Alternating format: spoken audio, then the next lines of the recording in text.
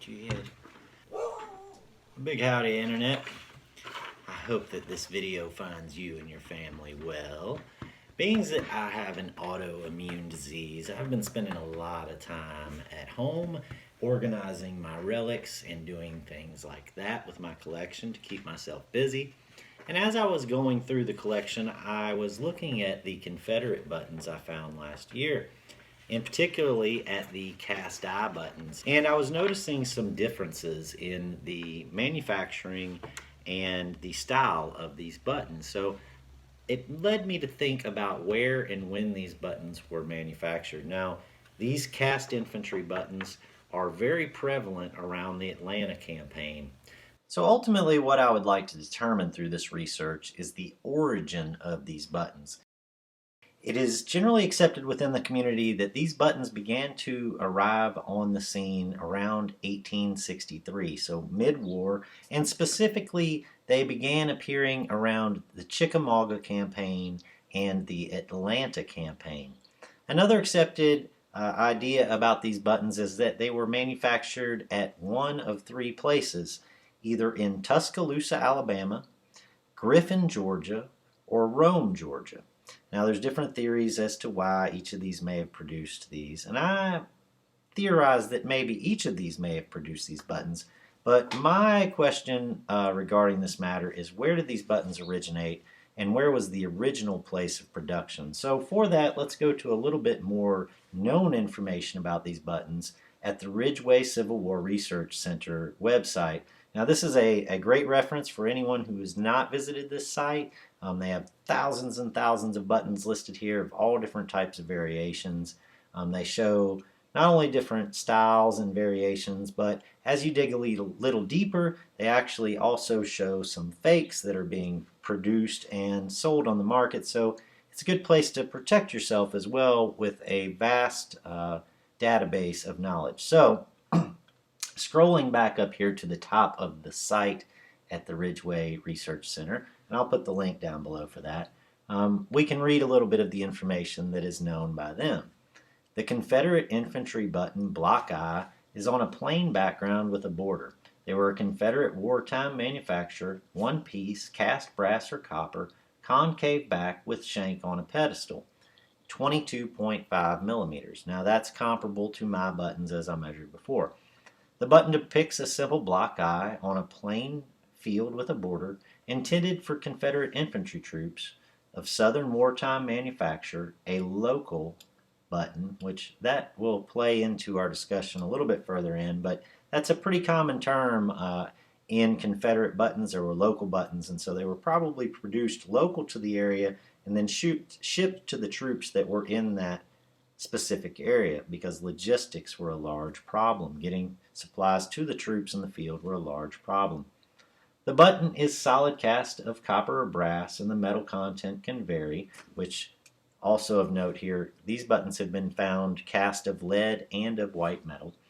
The rim is usually lathe turned, so they would put it on a lathe and spin this button and cut away pieces of metal so that they could get this rim that you see around the button here on the left.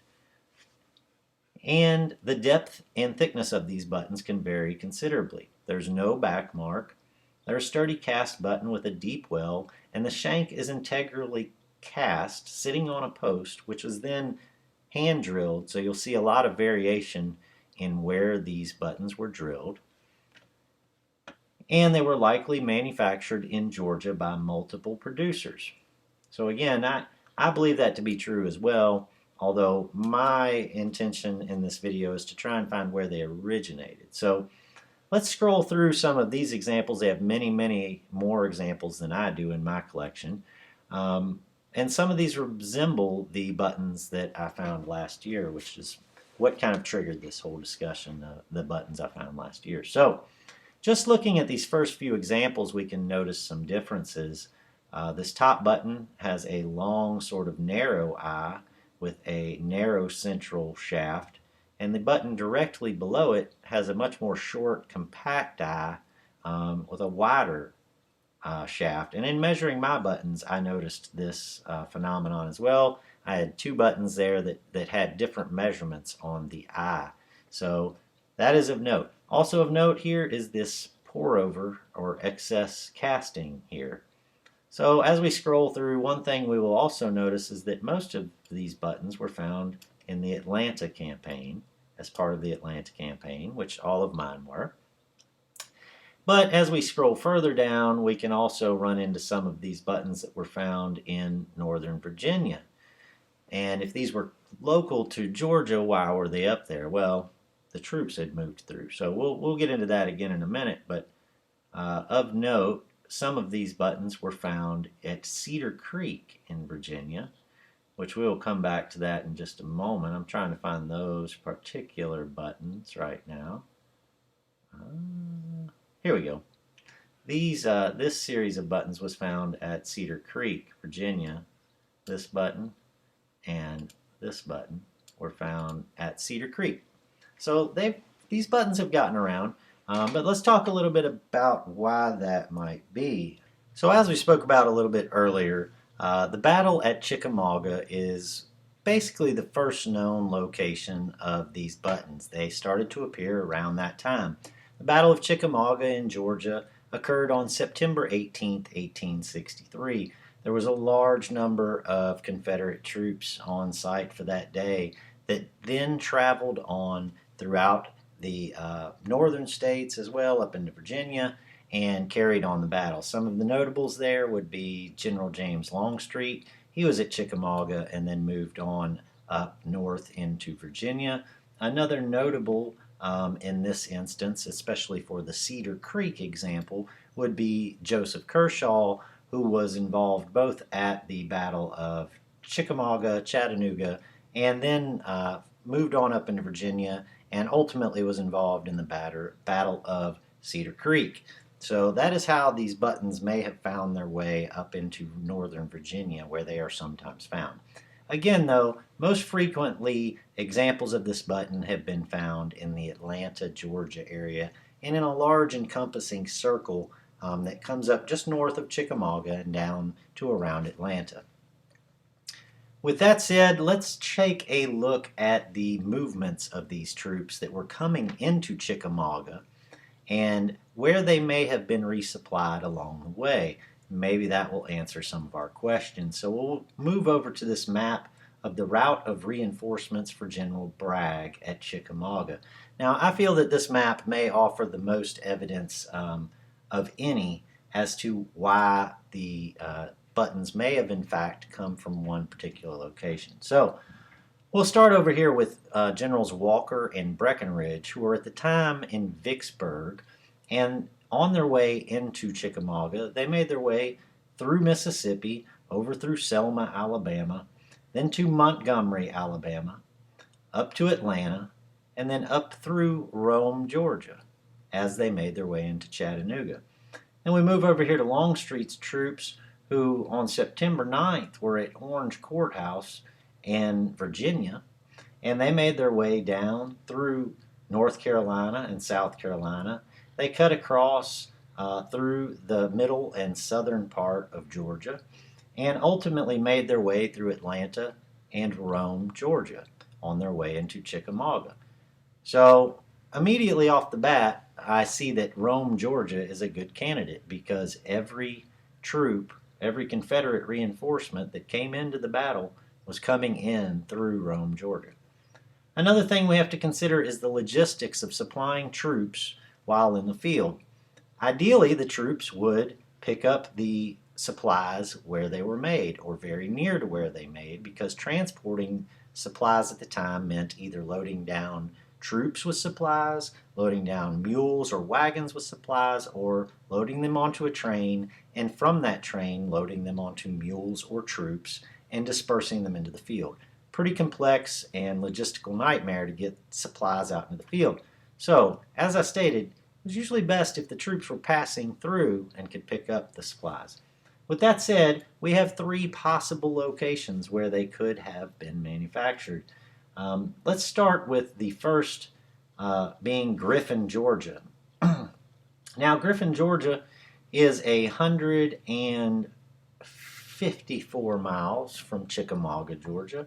It's quite a trek, and if you look back to the map of the reinforcements, we note that only one unit of troops would have come anywhere close to Griffin, Georgia on their way in, and I feel it's a little unlikely that that one unit of troops carried all those buttons north with them to Chickamauga. The second alternative would be Tuscaloosa, Alabama. We'll pull that up real quick. And from Tuscaloosa, Alabama to Chickamauga, Georgia,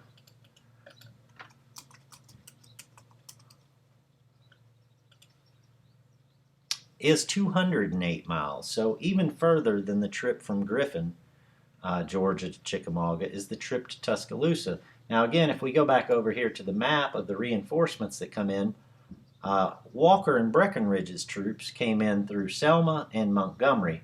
Now if we go here to this map, you'll notice that Tuscaloosa is quite a bit north of that route that they took. So I find it a bit dubious that they made a out-of-the-way trip up to Tuscaloosa just to grab enough buttons for them and the entire Confederate Army and take them to Chickamauga in their backpacks or however they were traveling, train, etc. Find that somewhat unlikely when we compare it to the distance, especially from Rome, Georgia to Chickamauga. Well, if this will come up for me. It's 52.7 miles and conveniently located along the route of all of the reinforcements which came into Chickamauga. So, with that, I feel fairly confident that the site of the original inception of the block I button was in fact in Rome, Georgia. Now, there are a lot of people who would argue that because Rome is often associated with pewter and white metal, both belt plates and buttons being produced. But I feel fairly confident that this was in fact the area where these buttons originated. And then these other factories in Tuscaloosa and in Griffin, Georgia, then carried on to make more of the buttons as the war effort progressed. And that is why we see so very many of them in this area. And again, I encourage you to go over to Ridgeway, have a look at all these cast eye buttons. There's some really beautiful, great examples, and nothing will get your blood pumping to get out there and go metal detecting like looking at some great Doug relics. So head on over there to the site. I'm going to put the link in the description below. I really hope that you guys enjoyed this little look at some insight and research into the production and manufacture of these buttons. What do you guys think? Do you have any of these cast eye buttons at home? Do you have any theories or ideas on where these buttons may have been produced? If so, leave them in the comments below. I'll be glad to get back to you and maybe we can figure out this mystery. Until next time, have a great day. Everybody stay safe and we'll see you then.